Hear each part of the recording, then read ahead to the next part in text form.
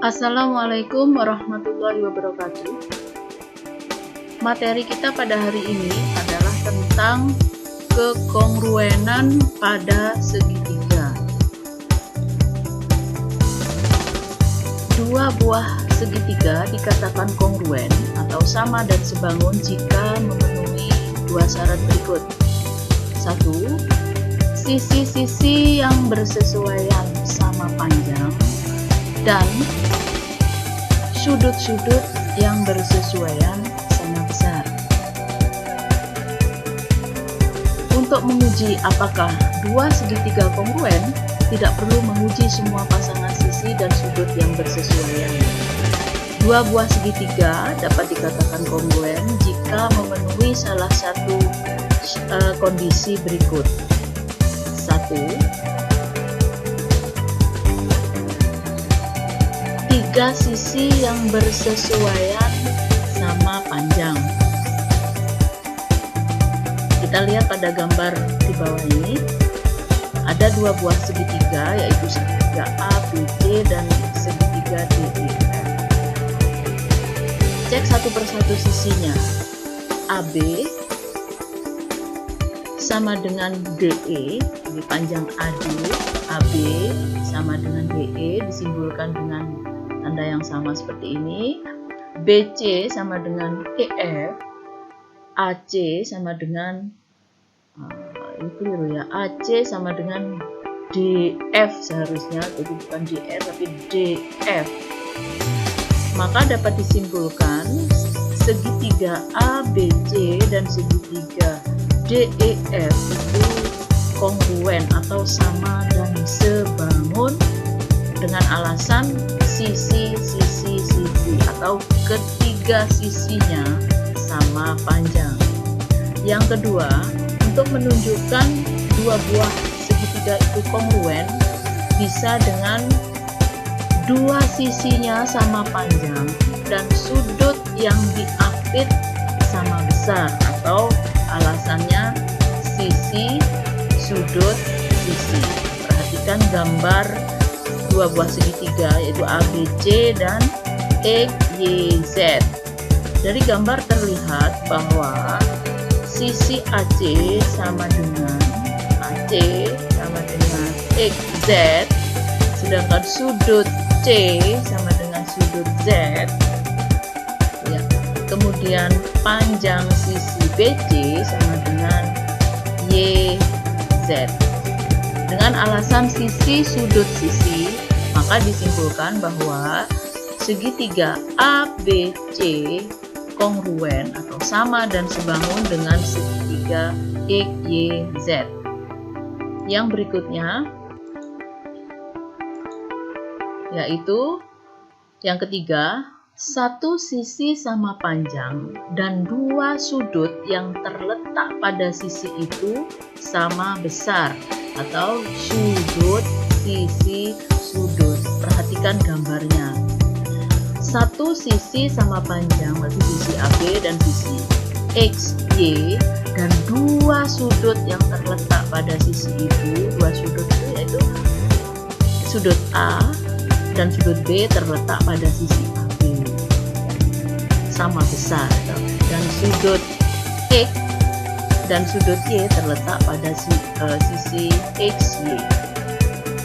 Perhatikan penjelasannya. Sudut A sama dengan sudut X, panjang AB sama dengan XY, sedangkan sudut B sama dengan sudut Y. Dapat disimpulkan bahwa segitiga ABC kongruen dengan segitiga EYZ. Alasannya karena sudut, sisi, sudut. Jadi karena sifat yang ketiga ini. Yang keempat, dua sudut sama besar dan satu sisi di hadapan salah satu sudut sama panjang, atau sudut, sisi. Kita perhatikan gambarnya.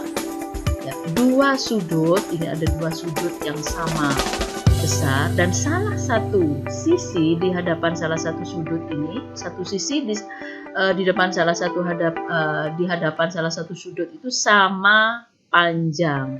Perhatikan bahwa sudut D, sudut A sama dengan sudut D, sudut C sama dengan sudut F, dan panjang BC itu di depannya sudut A, di hadapannya sudut A, sama panjangnya dengan sudut EF. Kesimpulannya, segitiga ABC kongruen dengan segitiga DEF. Alasannya sudut-sudut sisi. Yang kelima, sifat yang kelima ini khusus untuk segitiga siku-siku. Khusus untuk segitiga siku-siku, jika sisi miring dan satu sisi yang lain sama panjang, maka dua buah segitiga siku-siku itu dipastikan kongruen. Dari gambar ini terlihat bahwa XZ sama dengan TR. Ini adalah sisi miring atau hipotenusanya. Dan YZ sama dengan ST. YZ dan ST ini adalah salah satu sisi dari sisi siku yang saling tegak lurus. Maka dapat dikatakan, jadi kalau dua alasan ini memenuhi, khusus sekali lagi khusus segitiga siku-siku, dapat dikatakan bahwa segitiga EYZ kongruen dengan segitiga TRS. Oke, semoga penjelasan ini bisa dipahami ya. Lanjutkan ke latihan soalnya. Soal yang nomor 1. Gambar di bawah ini merupakan gambar segitiga sama sisi STU. Jika SO tegak lurus TU dan panjang sisi-sisinya 5 cm, buktikan bahwa segitiga STU kongruen dengan segitiga SOU. Untuk membuktikan, menunjukkan bahwa dua buah segitiga itu kongruen, bisa dilakukan dengan menunjukkan sifat yang 5 tadi. Kita lihat gambarnya dulu. Ini kira-kira pakai sifat yang mana? Gambarnya seperti ini, segitiga STU itu sama sisi, STU sama sisi. Kemudian SO tegak lurus dengan TU, panjang sisinya 5.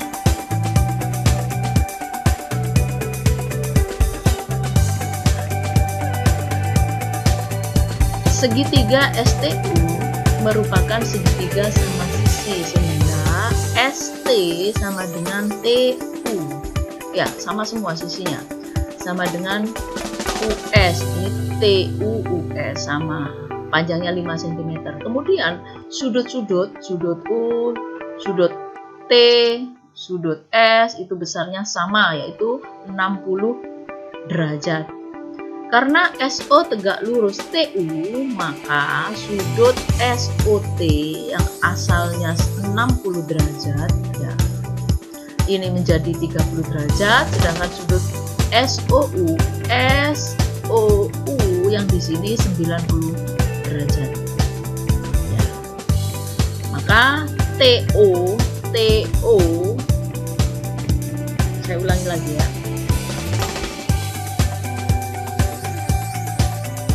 TO sama dengan OU.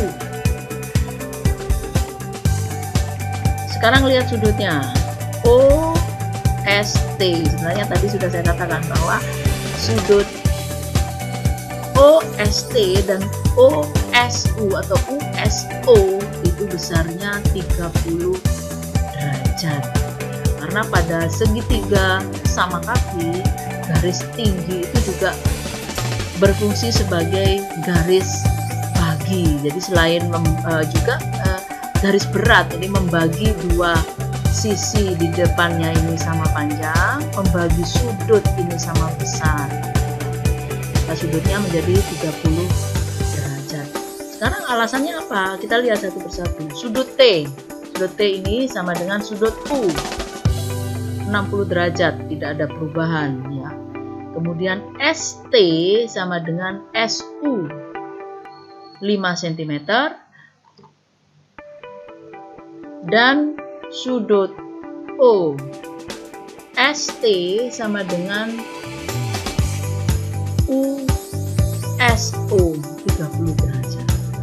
Akibatnya kita di sini menemukan bahwa sisi sudut, ya alasannya sisi sudut itu sama. Jadi terbukti bahwa segitiga STO kongruen dengan segitiga SUO. Selain dengan cara ini, dengan sisi sudut, kalian bisa menyelesaikan dengan cara yang lain. Kira-kira dengan apa ya? Sisi sudut sudah. Coba kalian dengan sifat yang nomor 1, sisi bisa, atau sisi sudut sisi juga bisa. Silahkan kalian coba dengan cara yang berbeda. Untuk soal yang nomor 2 dan 3, jadi kalian kerjakan di buku tulis seperti biasa, ditulis dengan rapi ya, supaya bisa menambah pemahaman kalian dalam materi kekongruenan segitiga. Akhirnya saya akhiri materi kita pada hari ini. Assalamualaikum warahmatullahi wabarakatuh. Matematika, aku pasti bisa. Yes.